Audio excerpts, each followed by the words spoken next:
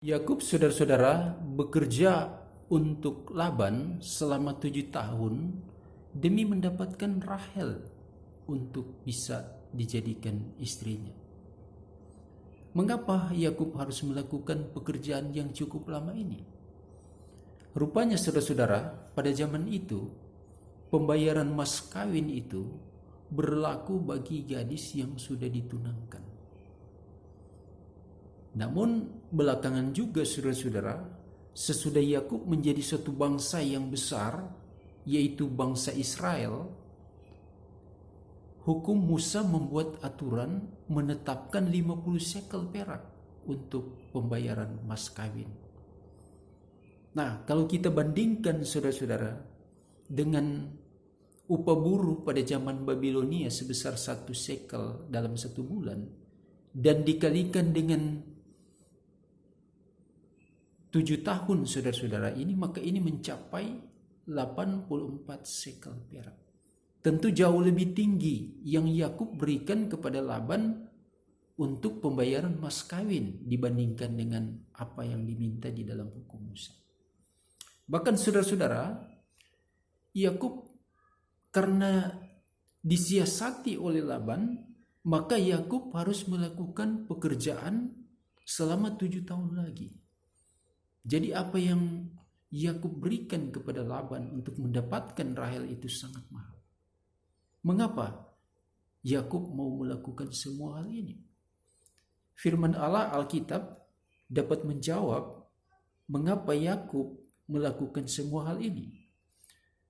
Mari kita membaca, saudara-saudara, di dalam Kejadian pasal 29 ayat 18 sampai dengan 20 dikatakan, Yakub jatuh cinta kepada Rahel, maka dia berkata, "Aku mau bekerja untuk paman selama 7 tahun untuk mendapatkan Rahel anak paman." Lalu Laban menjawab, "Lebih baik aku memberikan dia kepadamu daripada kepada orang lain. Tetaplah tinggal bersamaku." Maka Yakub bekerja selama 7 tahun untuk mendapatkan Rahel, tapi baginya itu seperti beberapa hari saja karena cintanya kepada gadis itu. Apakah ini, saudara-saudara, yang dimaksud dengan cinta yang membutakan segala-galanya? Sehingga ini mungkin mengaburkan akal sehat dari Yakub untuk berpikir efek yang bisa terjadi di kemudian hari karena begitu lama yang harus dia nantikan. Tetapi justru, saudara-saudara, kalau kita lihat di sini, sebenarnya Yakub mempertunjukkan suatu logika yang jelas tentang makna dari cinta yang sejati, yang disertai dengan kesetiaan dan sikap rela berkorban. Kita pun perlu memiliki sikap seperti yang Yakub perlihatkan untuk menunjukkan kesetiaan kita kepada Yehuwa teristimewa dan kepada orang-orang yang kita sayangi. Jadi, saudara-saudara, Yakub di sini dia melakukan ini karena kasih yang tulus.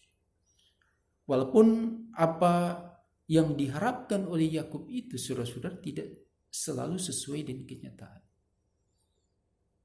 Bahkan, saudara-saudara, Yakub harus mengalami situasi-situasi yang tidak menyenangkan. Nah, ini pelajaran juga bagi kita, saudara-saudara. Mungkin bagi kaum muda yang sudah merencanakan perkawinan secara matang dari waktu yang lalu, 1 tahun, 2 tahun, atau bahkan seperti Yakub 7 tahun. Dan mungkin pada saat ini seolah-olah itu mengalami satu kegagalan. Bagaimana kita bisa menyikapi? Kita bisa belajar dari sikap Yakub. Atau mungkin kita yang sudah merencanakan satu kegiatan teokratis, ingin meraih hak istimewa tertentu di dalam organisasi, dan mungkin ini seolah-olah gagal atau tidak berjalan karena mungkin pengaruh dari virus corona, sehingga mungkin ada beberapa rencana kita gagal. Namun kita bisa yakin sepenuhnya bahwa Yehuwa memahami apa yang kita inginkan. Hasrat kita Yehuwa pahami, sehingga dia pasti akan membantu kita bisa meraih impian hati kita yang berkenan dengan kehendak Yehuwa. Mungkin di waktu-waktu kemudian, atau kalau tidak bisa, mungkin kita bisa lakukan di dalam susunan baru Yehuwa yang penuh damai, yang sudah semakin dekat. Maka kita perlu belajar dari contoh Yakub.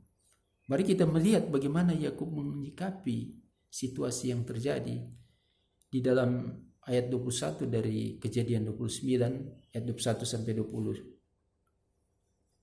Dia katakan, lalu Yakub berkata kepada Laban, masa kerjaku sudah berakhir, berikan dia untuk menjadi istriku agar aku bisa kawin dengannya. Maka Laban mengadakan pesta pernikahan dan mengundang semua orang di tempat itu. Tapi malam itu yang Laban bawa kepada Yakub adalah Lea, agar Yakub melakukan hubungan dengan dia. Laban juga memberikan Zilpa, hamba perempuan, untuk menjadi hamba Lea. Paginya Yakub sadar bahwa ternyata itu Lea, maka dia berkata kepada Laban, kenapa paman lakukan ini kepadaku? Aku bekerja untukmu demi mendapat Rahel. Kenapa paman menipu aku? Laban menjawab, kami tidak biasa menikahkan adik sebelum kakaknya. Kalau kita perhatikan di ayat yang ke-23, pada malam itu yang dibawa Lea. Pertanyaannya, apakah Yakub tidak bisa mengenali Lea sehingga bisa menolak pernikahan itu? Rupanya saudara-saudara, pernikahan pada zaman itu tidak ada acara khusus seperti zaman sekarang. Tetapi hanya ada pesta pernikahan, di mana mempelai wanita itu dihiasi dan diselubung dengan tudung dari kepala sampai ke bawah. Ini menandakan satu ketundukan mempelai wanita kepada mempelai pria. Nah, kondisi seperti inilah yang dimanfaatkan Laban untuk mengelabui Yakub, sehingga Yakub tidak dapat mengenali pada malam itu. Tetapi dalam situasi seperti itu, apakah Lea bersekongkol dengan ayahnya? Atau apakah dia mungkin dipaksa atau harus mengikuti karena tunduk pada orang tua? Bagaimana dengan Rahel? Bagaimana perasaannya? Ini tidak dicatat di dalam catatan ini. Tetapi yang jelas di sini Yakub gusar terhadap Laban, karena Yakub juga harus bekerja lagi selama 7 tahun untuk bisa mendapatkan Rahel. Seperti yang kita boleh lihat di ayat yang ke-27, dikatakan, nikmati dulu seminggu bersama anakku yang ini, setelah itu aku akan memberimu adiknya juga, tapi kamu harus bekerja untukku 7 tahun lagi. Bagaimana sikap dari Yakub? Yakub memiliki jiwa besar untuk menerima kenyataan ini, dan dia memiliki pandangan yang positif. Sehingga di ayat 20 dia katakan, Yakub pun setuju. Jadi di sini dapat kita melihat sikap dari Yakub, bahwa Yakub memikirkan ke depan hal yang dia bisa dapatkan, dan dia yakin bahwa Yehuwa pasti akan mendukung dia. Maka di dalam rumah tangga Yakub ini, saudara-saudara, setelah mereka melahirkan anak-anak, memang ada begitu banyak problem yang dihadapi Yakub bersama dengan kedua istrinya. Dan ini membuka kepada peluang poligami yang membawa kepada keluarga Yakub yang menjadi masalah. Tapi Yehuwa selalu memberkati dia sehingga dia menjadi suatu bangsa yang besar. Pelajaran bagi kita juga, saudara-saudara, bahwa kita sebagai keluarga yang tidak sempurna, kita bisa mengalami banyak problem. Tapi itu semua kita bisa lalui kalau kita